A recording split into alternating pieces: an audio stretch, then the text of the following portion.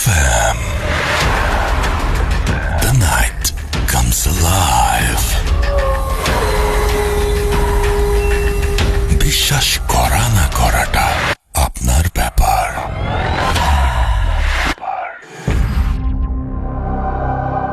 Yes, বিশ্বাস করা বা না করাটা আপনার ব্যাপার। শুনছেন রেডিও ফুর্তি এফএম। আমি রাসেল আছি সাথে, আমার সাথে রয়েছেন মাসুম ভাই এবং আজকের অতিথিরা। আপনাদের সবাইকে স্বাগত জানাচ্ছি ভূত এফএমে এবং আশা করছি যে যেখানে আছেন ভালো আছেন এবং সবসময় ভালোর দলে আছেন। পৃথিবীর সমস্ত পৃথিবীতেই কোথাও দিন কোথাও রাত, কিন্তু সব জায়গাতেই রয়েছে ফুর্তি অ্যাপ এবং ফুর্তি অ্যাপের মাধ্যমে আশা করছি সবাই শুনছেন লাইভ ভূত এফএম।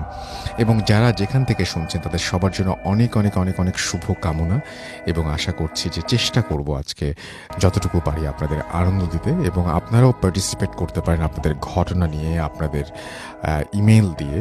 এবং সেই জন্য যেটা করতে হবে, আমাদেরকে লিখে পাঠাতে হবে আপনার ঘটনাটি। আমাদের অ্যাড্রেস হচ্ছে bhutfm@radiofurti.fm, which is BHOOTFM@radiofurti.fm। আপনার নাম, ঠিকানা এবং ফোন নাম্বার সহ আপনার জীবনে ঘটে যাওয়া বা আপনার জানা সেরা ঘটনা লিখে পাঠিয়ে দিন আমাদের কাছে।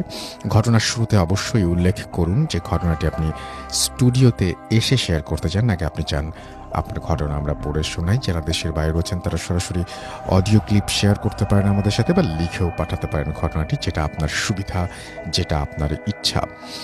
এবং সেই সাথে আমাদের দুটো ফেসবুক পেজ রয়েছে, www.facebook.com/radio.furti and www.facebook.com/bhutfm.russell। এই দুটো পেজে এসে আপনি চাইলে দেখতে পারেন আজকে আমাদের কারা অতিথি এবং কারা ঘটনা শেয়ার করছেন, কোন ঘটনা ভালো লাগছে, কোন ঘটনা ভালো লাগছে না, সেগুলো আমাদের জানাতে পারেন। এবং আমরা যেটা চাই, প্রতি সপ্তাহেই যেটা চাই, সেটা হচ্ছে দারুণ দারুণ কিছু ঘটনা। যেমন এই সপ্তাহে আমার কাছে খুবই অদ্ভুত লেগেছে যে এই সপ্তাহে আমরা যে সবসময় ভালো ঘটনা পাই তা তো না। যেমন এই সপ্তাহে আমরা কোনো ইমেইল পাইনি, সুতরাং আমাদের আগে পাওয়া একটা ইমেল, সেই ইমেল আমরা পড়ে শোনাবো, যেটা পড়া হয়নি কোনো কারণে। সেই ইমেলটা এরকম, আমরা তখন ইমেল খুঁজি যে আগের সপ্তাহে কোন ইমেলগুলো পড়া হয়নি, যেগুলো সিলেক্টেড। তো এইরকম মাঝে মাঝে আমাদের সাথে হয় যে, এবার কিন্তু ইমেল পেয়েছি অনেক, তারপরেও মানে আমি পড়ার মতন ওই রকম ইমেল এবার আনফর্চুনেটলি পাইনি। সুতরাং যারা মানে ঘটনা পাঠিয়েছেন তাদের কাছে আমি আগেই সরি বলে নিচ্ছি, আপনারা অনেক কষ্ট করে পাঠিয়েছেন, বাট এখনও পর্যন্ত পাইনি। তো আমরা আসলেই ভালো কিছু ঘটনা আমরা যাচ্ছি এবং সেই ঘটনাগুলো আশা করছি যে আপনারা পাঠিয়ে দেবেন। এসএসসি এক্সাম চলছে এবং সবার জন্য অনেক অনেক শুভকামনা, দোয়া থাকলো আপনাদের জন্য। ভালো করুন এবং এক্সাম শেষে আবারও যোগ দিন ভূত এফএমে, এখন যোগ দেওয়ার দরকার নেই। তো যাই হোক, আমরা শুরু করতে চাই আমাদের আজকের এপিসোড। এবং আমি শুনেছি, সকালবেলায় দেখছিলাম যে বিভিন্ন জায়গায় বৃষ্টির সম্ভাবনা রয়েছে। এমনিতেই ঠান্ডাটা পুরোপুরি যায়নি, তার মধ্যে যদি বৃষ্টি নামে তাহলে ঠান্ডাটা আরেকটু জমিয়ে পড়বে এবং সেই সাথে অনেক মজার একটা রাত হবে আজকে ভূত এফএমের জন্য এবং আপনাদের সবার জন্য। তো আমরা একে একে দেখতে দেখতে পার করে এসেছি অনেকগুলো বছর, এবং আপনারা জানেন যে অলরেডি আমরা 9 বছরে পা দিতে যাচ্ছি। তো এই পুরোটা সময় আমাদের সঙ্গে থেকেছেন আপনারা, এবং আপনারা আমাদের ভালো মন্দ সব কিছুই জানেন এবং বোঝেন। এবং সেই জন্য আমি বলবো যে যখন ঘটনা পাঠাবেন, আমার মনে হয় যে আপনারা জাস্ট সবচেয়ে সেরা ঘটনাটা খুঁজে এবং সেটা সত্যতা যাচাই করে তারপরেই আমাদের ঘটনাটি লিখে পাঠাবেন। আমি চলে যাচ্ছি আমাদের আজকের প্রথম স্টোরিতে। যেভাবে লিখেছেন আমি সেভাবে পড়ছি। আসসালামু আলাইকুম রাসেল ভাই, আশা করি ভালো আছেন। দোয়া করি যেন সব সময় ভালো থাকেন। শুরুতেই ক্ষমা চেয়ে নিচ্ছি এই বাংলিশ লেখার জন্য। আমার বাংলা স্পেলিং তেমন ভালো না, তাই এইভাবে লেখা। যাই হোক, আমি আমার ঘটনাটা খুব সহজ ভাষায় তুলে ধরার চেষ্টা করব। যদিও আমি গুছিয়ে কিছু বলতে পারি না, লিখতে পারি না, তারপরও চেষ্টা করব। একটা কথা বলে রাখি, আমি টাইম ট্রাভেল নিয়ে অনেক ভিডিও দেখেছি, গল্পও পড়েছি, বাট আমার এই ঘটনাটা আসলেই কি কোনো ভৌতিক কিছু নাকি টাইম ট্রাভেলের মতোই আমি এখনো জানি না। আপনার কাছে যদি এর কোনো ব্যাখ্যা থাকে তাহলে কাইন্ডলি জানাবেন। এনিওয়ে, আমার নাম রিদওয়ান। আমার দেশের বাড়ি চিটাগংয়ের রাউজানে। আমি হল্যান্ডে থাকি। হল্যান্ডে একটা ইউনিভার্সিটিতে আমি applied science and international business নিয়ে পড়ছি। যাই হোক, পড়াশোনার পাশাপাশি আমি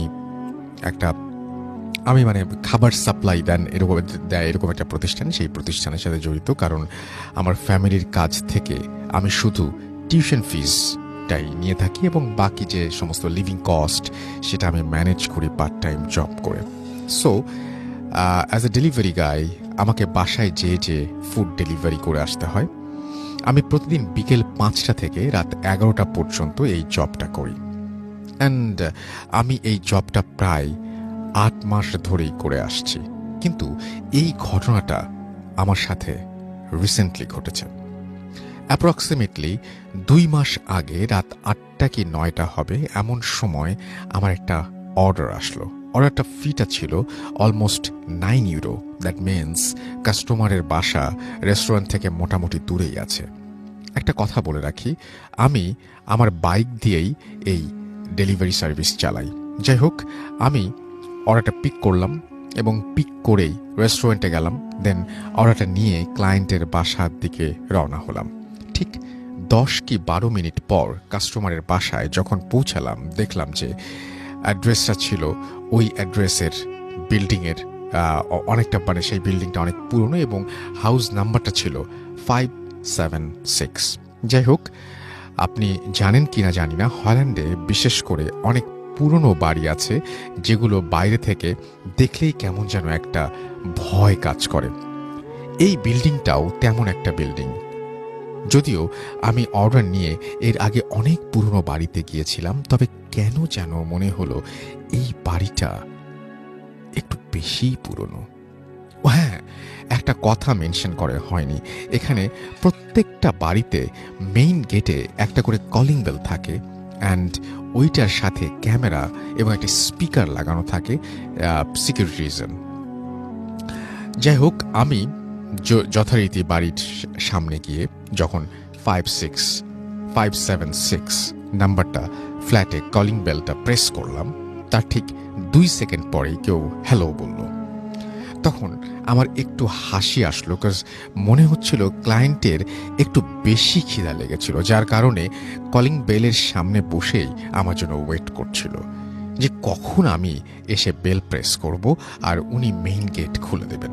যাই হোক, উনি হ্যালো বলার পর আমি বললাম, sir you have an order.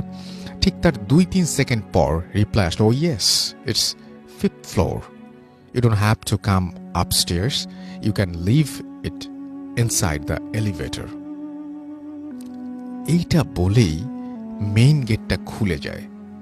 তো আমি ভেতরে ঢুকে ওনার কথা মতো অর্ডারটা এলিভেটরের ভেতরে রেখে 5th ফ্লোরের বাটনটা চেপে বাইরে চলে আসি।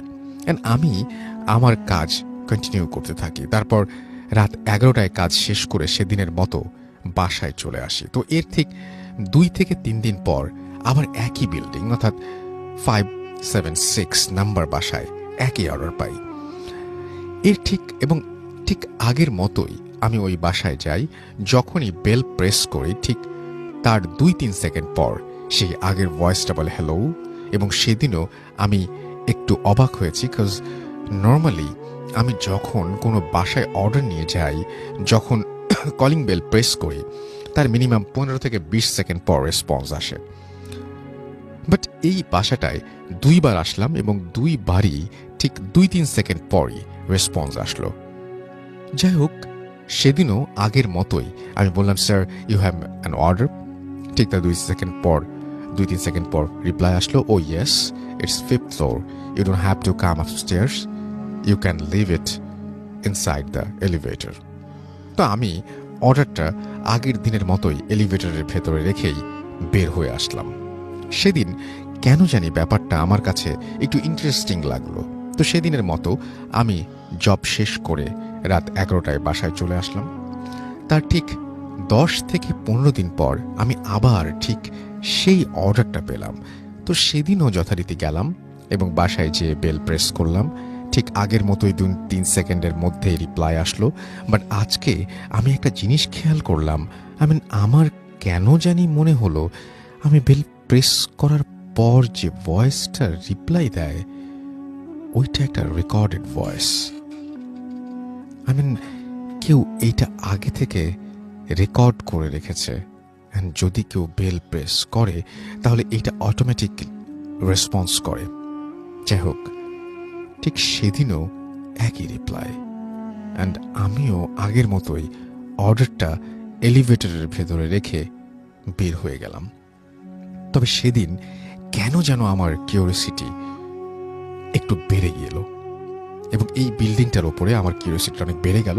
এবং কিউরিওসিটিটা তো সেদিন আমি মনে মনে ভেবে রাখলাম যে নেক্সট টাইম যদি আমি আবার এই বিল্ডিংয়ে কোনো অর্ডার পাই তাহলে একটা ওয়ে বের করতে হবে এর কাহিনীটা জানার জন্য। যাই হোক, তার প্রায় অনেক দিন চলে যায় এবং আর অর্ডার পাই না ওই 576 নাম্বার ফ্ল্যাট থেকে। বাট হঠাৎ একদিন ঠিক 10:30 দিকে ওই অর্ডারটা আবার আমার কাছে আসে। আর ওই দিনের জন্য ওইটাই ছিল আমার লাস্ট অর্ডার। আমি নর্মালি শেষের দিকে লং ডিস্টেন্সের অর্ডার পিক করি না, বাট সেদিন ওই বিল্ডিংটার ওই কিউরিওসিটির জন্য আমি অর্ডারটা পিক করলাম। অ্যান্ড মনে মনে ভেবে রাখলাম যে আজ ব্যাপারটা আসলে কি দেখতে হবে। যাই হোক, রেস্টুরেন্টে গেলাম, অর্ডার পিক করলাম, দেন রওনা হলাম ক্লায়েন্টের বাসার দিকে। তো যখন বাসায় পৌঁছালাম তখন আমার মাথায় একটা আইডিয়া আসে। তখন আমি কি করলাম, বেলটা প্রেস করে চুপ করে রইলাম। কিছুই বললাম না। বাট প্রতিদিনের মতোই বেল প্রেস করার 2-3 সেকেন্ড পরেই আগের মতোই রিপ্লাই আসলো, yes it's 5th floor, you don't have to, এই সেম রিপ্লাই। বাট আজকে আগের মতো কিছুই হয়নি, কিছুই বলেনি। তখন আমি শিওর হলাম যে হ্যাঁ, এটা আসলে একটা রেকর্ডেড ভয়েস।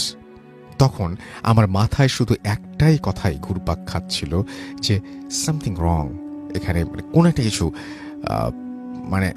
এই বিল্ডিং এর সাথে কোনো একটা কিছু খারাপ বা কোনো একটা কিছু আছে যেটা বেশ সন্দেহজনক। অ্যান্ড এটাই মনে মনে ঠিক করলাম যে আজকে আমাকে দেখতেই হবে আসলে এটার কাহিনীটা কি। তারপর আমি কি করলাম, ভেতরে ঢুকেই ওটা এলিভেটরে না রেখে আমি উঠে গেলাম এলিভেটরে, এটাই ভেবে যে আজকে আমি দেখব কি হয়। যাই হোক, এলিভেটরে ঢুকে 5 প্রেস করলাম।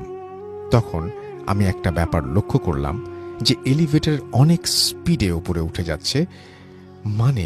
আমি কেন জানি ফিল করছিলাম আরেকটা ব্যাপার হচ্ছে, নর্মালি এলিভেটরে করে 5th ফ্লোরে যেতে যে ম্যাক্সিমাম 30-40 সেকেন্ড লাগে, বাট সেদিন আমার মনে হলো 2-3 মিনিট এলিভেটরে আমি ছিলাম। আর মনে হচ্ছিল আমি মেবি 200-300 ফ্লোর ওপরে উঠে গিয়েছি। এলিভেটরের স্পিডটা এত বেশি ছিল।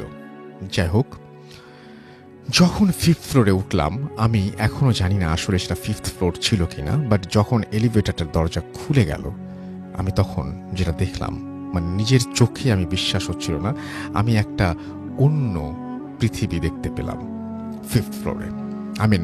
300-400 বছর আগের একটা পরিবেশ দেখলাম। আমি এমন কিছু মানুষ দেখতে পেলাম যেমন ওলন্দাজরা টাইপের ড্রেস আপ করা, এবং এই ড্রেসগুলো আমি অনেকগুলো মানুষকে দেখতে পেলাম এরকম ড্রেসে। এবং ওইটা ছিল একটা কান্ট্রি সাইড এরিয়া, সেই আগেকার দিনের মতোই, এবং ঘোড়ার পিঠে করে কিছু মানুষ কোথায় যেন যাচ্ছে। যেমনটা আমরা ইংলিশ মুভিগুলোতে পুরনো দিনের সিন দেখতে হলে দেখি। এবং ওই সময়টা ছিল সকালবেলা। আমি জানি না আমি কতক্ষণ ওই এলিভেটরের ভেতরে ফ্রিজ হয়ে দাঁড়িয়েছিলাম। আমি তখন বুঝতে পারছিলাম না আমি কোথায় আসছি বা কিভাবে এইখানে আসলাম বা আমার এখন কি করা উচিত।